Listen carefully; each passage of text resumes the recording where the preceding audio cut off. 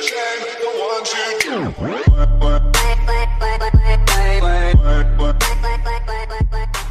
Hi guys, so welcome back to Rydeus-The channel. Welcome to video 12 in the Freedom series. You have to stick with me very closely today. You have to pay very close attention, and I know I would have said that in previous videos, but you really have to today. We're going to talk about a concept called retro-psychokinesis. Retro-psychokinesis. And it sounds like a very big term, but on this channel we simplify success principles. So let's simplify that. Retro, what does it mean? To go back. Psycho, what does it mean? Mind, mental. Kinesis, movement.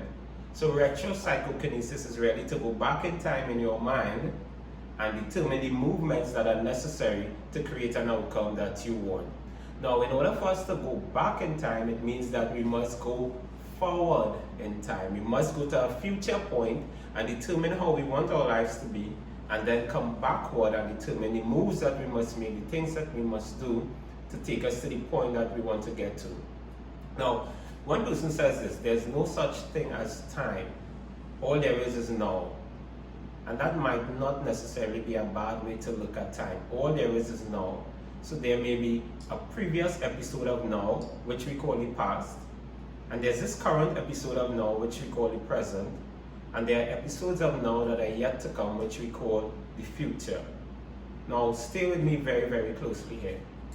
What if the person that we are right now, everything that we have right now, is something that was pre-sent into this present moment?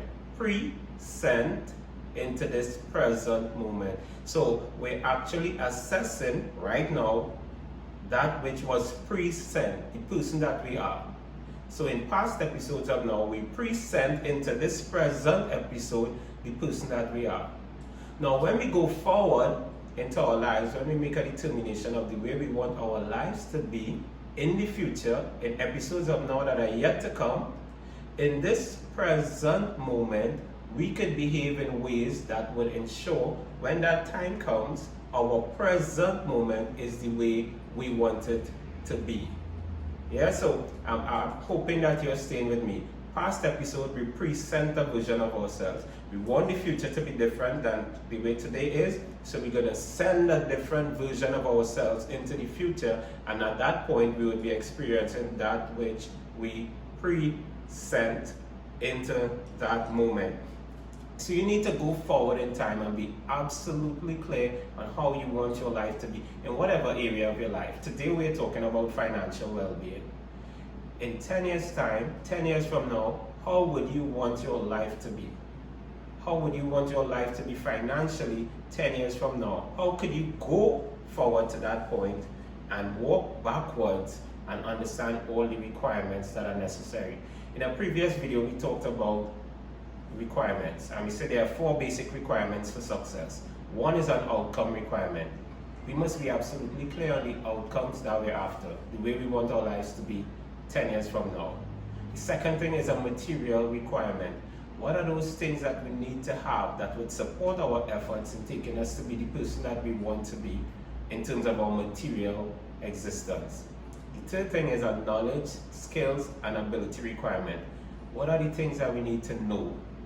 What abilities we need to have? What do we need to get good at? And then the fourth thing is the behavioral requirement. What are those kinds of behaviors that will take us into the future confidently towards our goals? Now we have to spend time thinking about these things. And in thinking, there are several things that we could do to support that process of thinking. One of the things we could do is make time to think. In a previous video, I talked about using the first half hour in mornings every morning to spend time thinking. Make time to think about the future that you want in terms of your material well-being. The second thing is get a thinking partner. Get somebody you could bounce good ideas off of. You could share your good ideas with, and they could support you and encourage you. Along those same lines, you need to know who you cannot have certain kinds of conversations with. You do not share your conversations with persons who will try to discourage you, or persons who believe that you don't have the capacity, or persons who believe in a limited way of seeing themselves, so they see you in those ways. You have to avoid sharing your conversations with individuals like that. In like manner, you may need to get rid of your old paradigms. The way you see yourself in the past, the way you see yourself in terms of the group of people that you habitually associate with. Now, one of the challenges is that we often tend to think the things that we could achieve are tied to the person that we are right now. We could become a better individual, therefore we could achieve a lot more. So you need to stop seeing yourself in terms of your old paradigm and start seeing yourself in terms of your potential, that potential to become the individual that you need to be.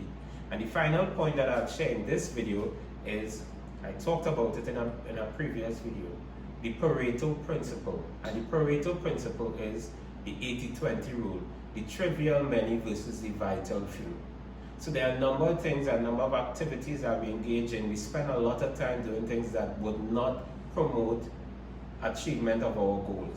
We have to get rid of those things. We have to spend more time associated with things that will take us in the direction of our goals.